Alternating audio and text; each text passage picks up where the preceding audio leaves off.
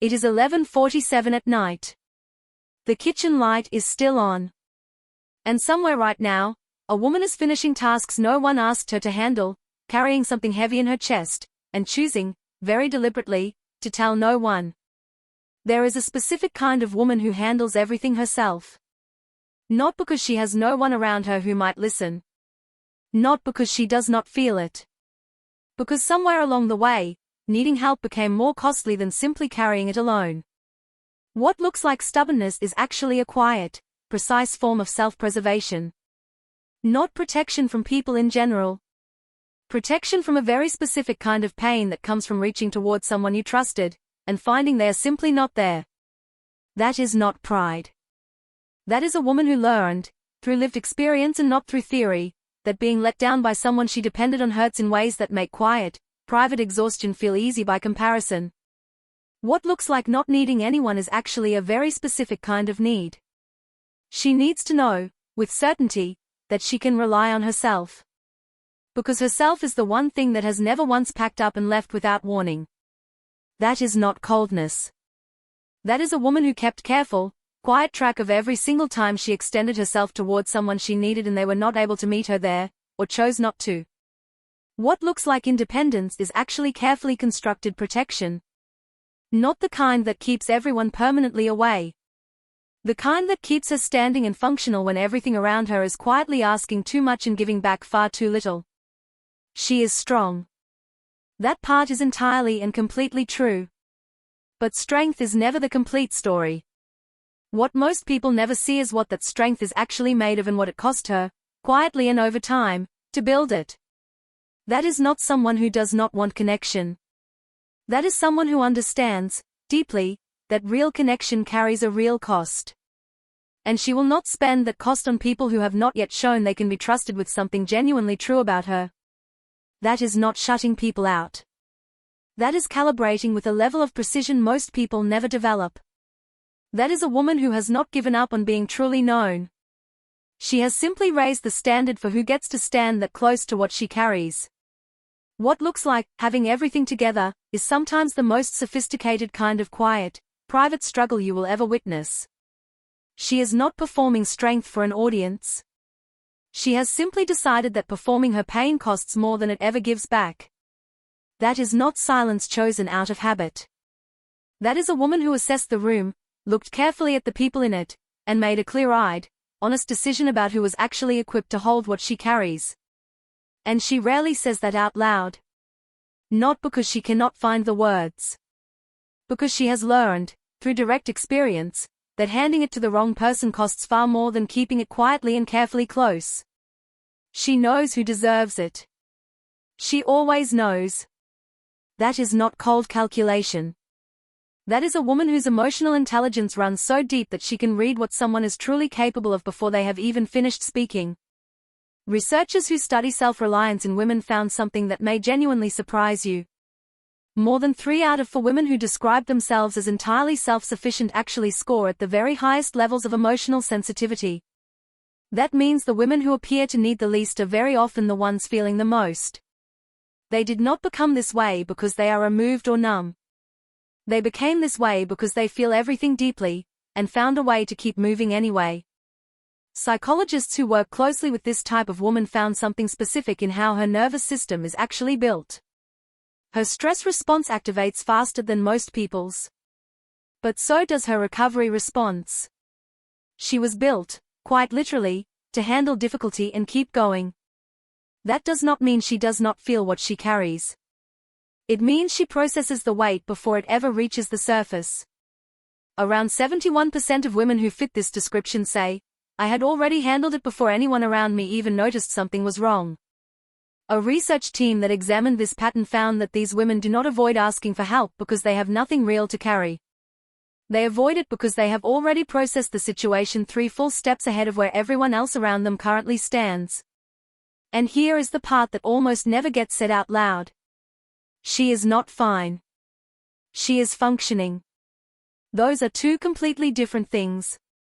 The quiet space between them is where she lives most of the time. What no one tells her is that functioning and truly thriving are not the same thing at all.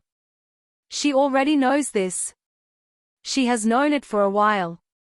She just has not yet found the right person, safe enough to say it out loud to. If this sounds like you, comment ONE. If you think it is more complicated than that, comment 0. Either way, I want to know where you stand. It usually starts somewhere early in life. Not always with something dramatic or visible from the outside. Sometimes it begins with one quiet moment where you needed something and the person you needed it from was simply not available to give it. Maybe they were physically present. In the room. Close by.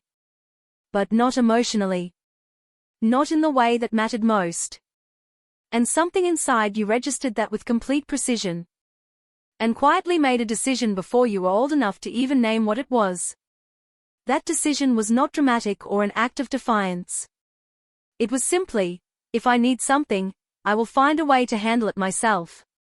It was not anger. It was the cleanest, most logical form of survival based entirely on what you had already seen. Then came the relationships that came later. The ones where you gave openly and without holding anything back.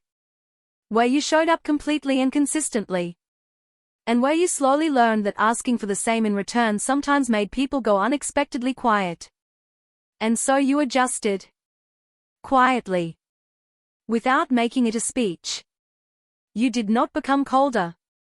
You became more precise about what you were willing to extend and who had genuinely earned the right to see what it costs you to keep going. Society has a very specific name for this woman. It calls her, too independent. Closed off. Hard to love. What it actually means is she does not perform vulnerability for people who have not yet demonstrated they can be trusted to hold it. And that is not a flaw. That is discernment at its highest possible level. That is a woman who knows exactly what something is going to cost her before she decides whether or not she is willing to give it. She does not wait for permission. She does not need someone else to confirm she handled it correctly. She already knows. That knowing was not given to her. It was built one difficult, quiet moment at a time. She has been misread her entire life. Called intimidating when she was simply prepared. Called cold when she was just being careful. Called difficult when she was just someone with standards that most people had never been asked to develop. What she built inside herself across all of those years was not a locked door. It was a standard. And the people who can meet that standard do not find her unreachable. They find her worth every step. She carries things quietly not because she is performing strength for anyone watching. She does it because she has learned that some things, handled in private, come out far cleaner than if she had handed them to people who were not built to carry them. And she does not carry it as resentment. She does not frame it as suffering. She moves through it. She clears it. And comes out the other side knowing one more thing, that she can do it again. You are not too much. You are not too guarded. You are not broken and you are not difficult. You are a woman whose quiet, steady self-reliance is not a wall. It is the deepest form of self-respect. You are a woman whose instinct to handle things alone is not evidence that something went wrong in how you were built. It is the complete, honest record of every time you showed up for yourself when no one else thought to ask if you were okay. You are not someone who cannot be vulnerable. You are someone who is deeply selective about where that vulnerability actually goes. And selective is not the same as closed. Selective means you know the difference between hands that hold, and hands that quietly let things fall. You are a woman whose hardest moments were handled without an audience. Not because you did not deserve to be supported through them. Because you stopped waiting for support to arrive on its own and started building the kind of steady ground you always needed beneath you. You are not too self-sufficient. You are not too contained.